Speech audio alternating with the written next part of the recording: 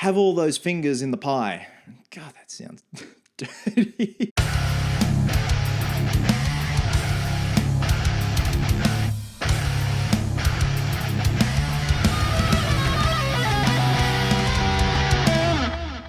What's happening, my fellow geeks and geekettes? Welcome to a brand new episode of Cosplay Chris, and today it is story time. I'm finally uploading this video now that I've calmed down, come off that massive high, even though, let's face it, I really haven't. Today's story time is about my experience with my 2 days of filming the Outlaw Johnny Black with the ever so amazing Michael Jai White. Now, before we get into any of that, let's backtrack to 1997.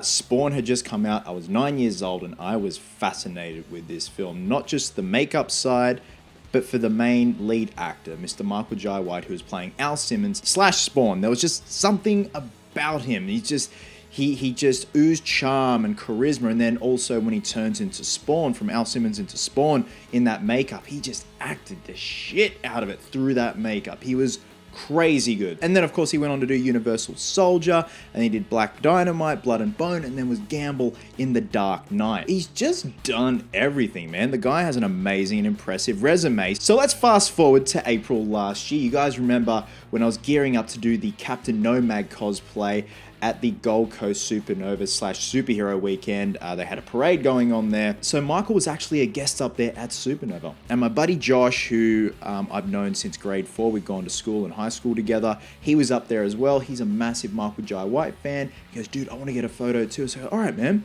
let's go halves and let's get a photo with him together. So this is the photo that we got with Michael. Josh and Michael look on point. I just look goofy and out of place. It was an amazing experience. He was so nice, even though it was like that, you're in and out. Get back to Sydney, and 2 days later, Mr. Michael Jai White slips into my DMs on Instagram. Because I had posted the photo of him, myself, and Josh. He goes, hey mate, thank you for posting the photo. It looks great, good to meet you. I see you're a big fan and love what you do. Just a heads up, we're about to gear up for our new film, The Outlaw Johnny Black. We're about to start sourcing funding and a backer and all that.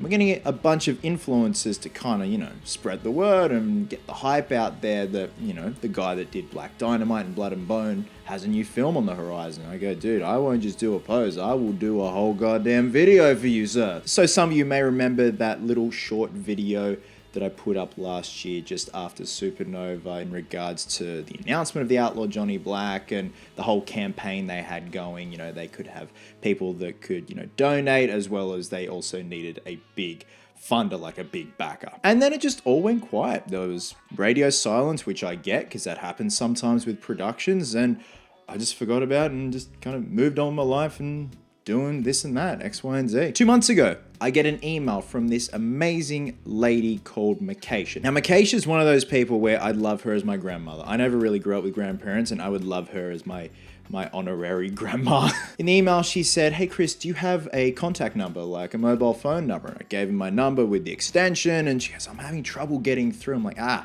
just add me on Facebook and you want to give me a bell on Facebook Messenger. That should work. So when Makesha called, I was about to go into lunch with some friends in the city, and I was out the front of the restaurant, eagerly awaiting her call. I didn't know what the hell it was about. And she had the most warm and beautiful voice, and she goes, hi honey, just to let you know that the film has been funded. And that's what I thought the call was about. They were like doing the rounds, letting everyone know it had been funded. And I go, that's sick, that's awesome. Like, I totally forgot about it, but that's great to hear that it's all moving full steam ahead. And she goes, yep, okay, that's fine. We also need to book your flights and get you over here. And I go, what? She goes, because we got a bunch of influencers to help out and everything, Michael wants to have you in the film as a thank you. What? Okay. So picture me on the street talking into a phone all giddy like a schoolgirl. I was just going nuts, man. So we organized it. She said, we just need you for 1 day as an extra. You're going to be a barkeeper. I go, Makesha, that's great. I'm happy for that. Hell, I would play tree number 3 in the background. They also had other influencers and some other people that entered a competition to submit their auditions to be extras, and they were being flown in too, which was amazing. So we set a date, flew over there, and as you guys saw in that recent video, the LA vlog / Superman cape fitting, I touched on the fact that I got food poisoning. And I got food poisoning the day before filming. So I was in bed all day Tuesday, and I was due to be on set at 8:30 a.m. the following day, Wednesday. And my body just went through the symptoms so quick. They say, you know, it's a 24-hour thing. It really is, man. Like, it just goes through it, but you're in so much agony and pain. I could barely walk or stand up. I was so weak. And you guys know I'm all for transparency. I actually burst into tears at one point during the Tuesday because I thought, I've blown it. I'm too sick to get to the set, let alone hold myself up. So I just thought I'd just blown this massive opportunity. But by 9 o'clock Tuesday night, I felt a lot better. I was weak as hell, but I felt a lot better. And I felt I had this in me. I could totally do this. Easy. Call time was 8:30 a.m. Wednesday morning. Woke up at 6. Still a bit iffy, but I was raring to go. I was on adrenaline and fumes at this point. Nothing was stopping me. So my amazing friend Jen dropped me off at Sable Ranch. That's where we were filming. You guys should Google it and check it out. It's an amazing bunch of ranches that have sets, whether it be modern times or Western times. It actually burnt down at one point and they rebuilt it. So that's where we were filming on Sable Ranch. Soon as Jen pulls away after dropping me off, I hear this voice, "Hey you, Chris?" Look around, there's Makaysha, and instantly I just felt at ease and just, here we go, let's do this. So Makaysha's great, ran over, gave her a hug. They put me into wardrobe and decked me out in the first outfit that you see here, and they weren't too happy with the vest. They thought it's more townsfolk than a barkeep. So then they put me in this black and white spotted vest, and they're like, yep, that's the one. Time to move on to makeup. So I go into the makeup trailer, and my makeup artist was just a sheer delight. He was just so good, so much fun. He looks at me and he does this.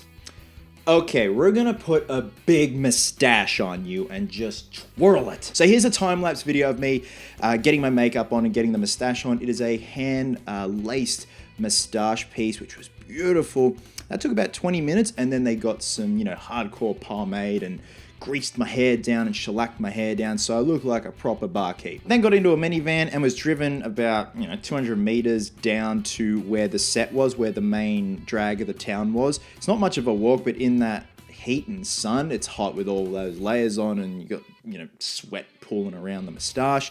Get out of the minivan with a bunch of extras, and we're all walking around the back, and with that, Makaysha grabs my hand. She goes, no, honey, you're coming with me. I'm like, oh man, I'm in trouble already. Walk around, and there is the main street, the set. Looks beautiful, crew setting up, cast waiting on standby. They were filming the saloon scene, so that's why I had to go down straight away. And I'm walking behind Makaysha, and there's the man himself, Michael Jai White, sitting in his chair, full Johnny Black gear, big, beautiful handlebar mustache, just looking like a boss. Makaysha comes up and says, Michael, this is Chris from Australia. He turns around and he goes, hello man, it's so good to see you again. Thank you for coming. Thank you for being a part of this. And for the next 10 minutes, we just shot the shit and just talked about anything. And it was just so refreshing, and just seeing him so humble and so down to earth and just talking to anyone, just no ego, no nothing. Considering what this man has done and just how hard he's worked. It was so awesome to see.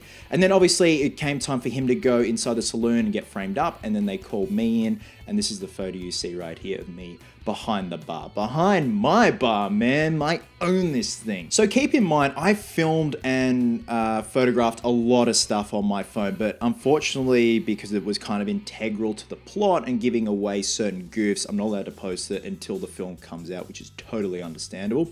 So I'm posting the ones that I can post in this video. So, they're not going to give much away. So the scene pretty much is, a standard saloon scene. Michael walks in as the Outlaw Johnny Black, and it's that record scratch moment when all the heads turn and then just go back about their business. And Michael actually comes up to me and says some dialogue to me. So we were acting against each other. I had no lines, couldn't care less. I was just happy to share some frames on the silver screen with Michael Jai White, Spawn, Al Simmons, Gamble, Black Dynamite. Yeah, man. It's amazing to watch him in front and behind the camera, because he's directing this and he's producing it, obviously, because his production company, Gigantic Studios, is behind this. So they have 100% creative input. No other studio interference whatsoever. I'm in a trance watching him because he's so professional. He's so precise. He knows exactly what he wants in front, behind the camera, and he's just so equal to everyone. Everyone is equal on that set. So I wrapped at 6 o'clock that night,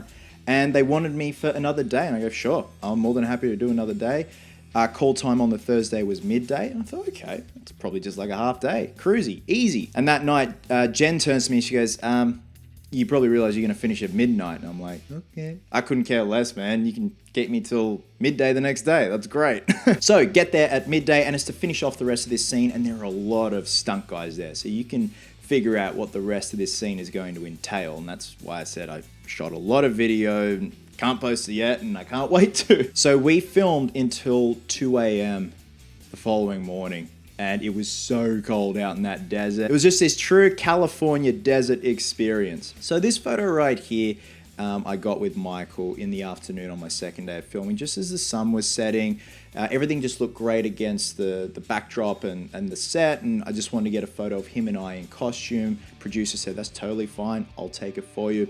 And you know when they say a picture is worth 1,000 words? Well, this is a prime example. This photo is it just means the world to me because it has such a story behind it in terms of, 9-year-old me versus 30-year-old me now, having the chance to work with someone you idolize and is an inspiration to you. I don't know when the film is due to come out, obviously sometime next year. In terms of a release here in Australia, I have no idea. If anything, it's probably going to be like at a little dendy hipster cinema in like Newtown or Broadway. But it probably will have a very general release in the States and then obviously on streaming services. But I just wanted to share with you my experience. So thank you for listening to my story time. I will never be able to tell a story as well as Kevin Smith, but I hope I got my point across. It was just such an amazing experience. The whole cast and crew were like a family. There was no egos on the set. Everyone was just so chill, so cool. Michael was just going from group to group in between takes and setting up, just chatting to people. He's not one of those actors that goes to his trailer. He was joined by his beautiful wife, Gillian. She was so nice. She's like the nurturing mama to everyone, just to make sure everyone's cool and everyone's hydrated, everyone's fed, and just making sure that everything is running smoothly. So a massive thank you to Michael Jai White. It sounds weird saying that. Makesha, Michael's amazing wife, Gillian, the cast, the crew, just everything was brilliant. These guys have worked their asses off, and I cannot wait to see the final result of this film. So essentially, The Outlaw Johnny Black is the Western answer to Black Dynamite. Even though Michael is going to be doing Black Dynamite 2 and Blood and Bone 2, yes, he still wanted to do like, what if Black Dynamite existed in the Western era? And it's still following that kind of black exploitation film and feel within what they're wanting to achieve. Okay, I think I've covered everything. I've probably forgotten something, but overall, that was just my amazingly awesome experience, and it was inspiring. Like I'm not gonna lie, there was a time before I left for the States where I was in a bit of a rut and just trying to figure out, what my, it sounds so lame, what my purpose is and where I want to go in life. And obviously, I ultimately don't want to not do YouTube forever, but I do want to do other things. I want to branch out and be a jack of all trades, master of fuck all. I think that's just a good way to be. And then having this opportunity it just reignited that spark, especially to work in front of the camera, because I love acting. It's the funnest thing in the world. But as well as working behind the camera with costumes and props and everything, just have all those fingers in the pie. God, that sounds dirty. So guys, again, thank you so much for listening to me ramble on. Hope that all made sense, and hope you got a kick out of it, and hope that it was inspiring. That's all I want to get across, because especially with what I do and what other artists do, you need those hits of inspiration now and then. So guys, we are a couple of weeks out from Christmas. I'm winding down for the year. I've got to finish some Etsy orders off, ship them out. I have an extremely big purchase, and in the final month of paying it off, I don't know if you guys noticed, I was selling stuff left, right, and center on Instagram, and it will all make sense in hopefully January. This thing is going to be big. It means the world to me, and I can't wait to show you guys once it's here. Usually I'd be, announcing it, look, I bought this, but I just want to wait till it's here, safe and sound, and then we can get the ball rolling with getting some awesome video footage and posts, and I'll give you a hint, it's screen used. Oh yeah. So guys, if I don't post a video from here until Christmas, I just want to wish you all a very Merry Christmas. If you don't celebrate Christmas, happy holidays. Just be safe. If you are on those roads, just take care of yourselves. Enjoy yourself. Be happy. You know, spend time with your family, your loved ones. Thank you for your amazing support throughout the year. This is the 5th year of Cosplay, Chris, man. It's just been a wild ride, and I'm glad you guys have been along for it. Guys, wherever you are in the world, have yourselves a cracker of a day. I hope you're well, hope you're happy, be merry, be silly, and until next time, geeks, please always remember, cosplayers do it best.